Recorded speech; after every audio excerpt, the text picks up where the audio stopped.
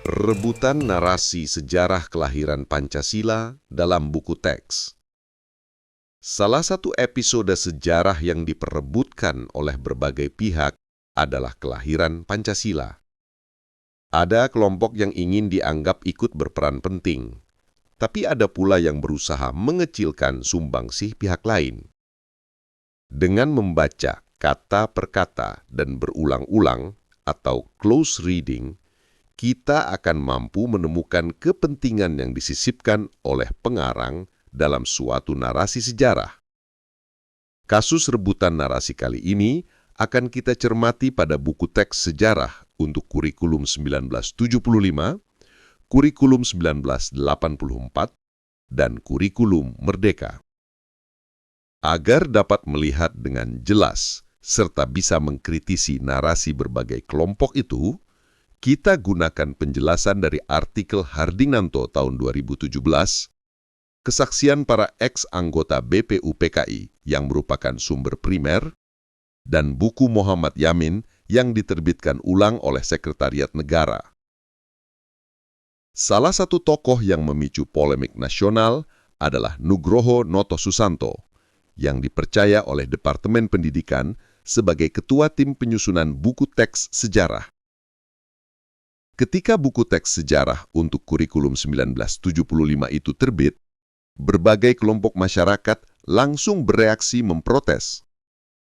Protes keras terutama pada uraian buku teks sejarah yang menjelaskan bahwa pada sidang 29 Mei 1945, Mr. Muhammad Yamin mengusulkan 5 asas dan dasar negeri kebangsaan Republik Indonesia, yaitu 1.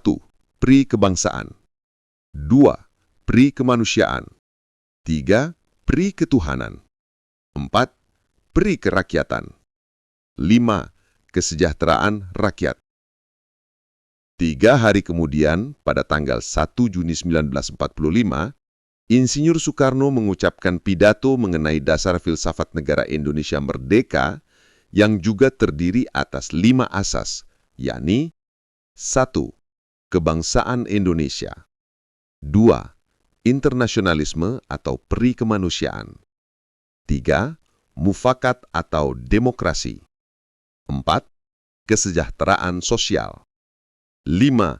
Ketuhanan yang Maha Esa. Kelima asas itu, dengan petunjuk seorang ahli bahasa, oleh Insinyur Soekarno dinamakan Pancasila. Protes keras masyarakat itu dapat dipahami karena uraian buku teks pada halaman 122 bertentangan dengan memori kolektif mereka bahwa Bung Karnolah satu-satunya tokoh yang menggagas Pancasila. Polemik nasional buku teks secara akademik berkembang ke arah sumber primer yang digunakan Nugroho Noto Susanto sebagai pengarang. Karena narasi sejarah harus berdasar sumber empiris yang kredibel. Gregorius Mujanto berhasil menemukan keanehan pada teks pidato Muhammad Yamin.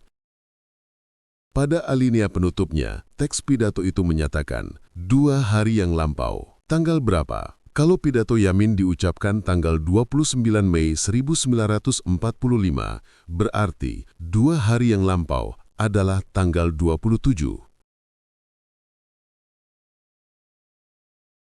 Pada tanggal itu, anggota BPUPK belum dilantik dan pimpinan sidang belum ditetapkan. Artinya, teks pidato Yamin adalah dokumen yang tidak kredibel dan tidak dapat digunakan sebagai sumber sejarah.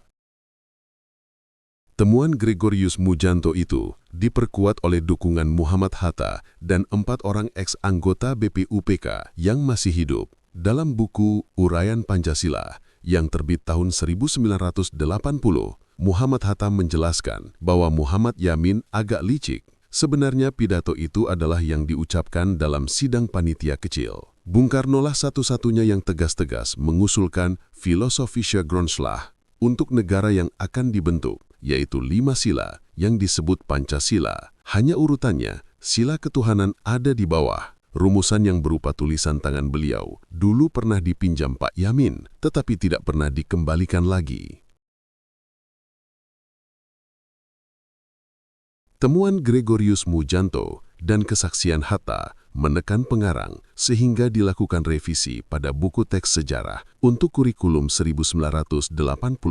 Tetapi ternyata revisi dilakukan dengan setengah hati, yaitu hanya dengan menghilangkan isi pidato Muhammad Yamin dan Soekarno. Pada buku teks untuk kurikulum 1984, dinarasikan bahwa dalam persidangan pertama, pembicaraan dipusatkan kepada usaha merumuskan dasar filsafat bagi negara Indonesia merdeka. Beberapa tokoh pimpinan bangsa antara lain Mr. Muhammad Yamin, Dr. Andes Muhammad Hatta, Dr. Mr. Supomo, dan Insinyur Soekarno berturut-turut menyumbangkan pemikirannya. Pertanyaan yang muncul adalah, mengapa nama tokoh yang pada buku teks sejarah untuk kurikulum 1975 hanya 2 orang diubah menjadi 4 dengan ditambahkan Dr. Andes Muhammad Hatta dan Dr. Mr. Supomo?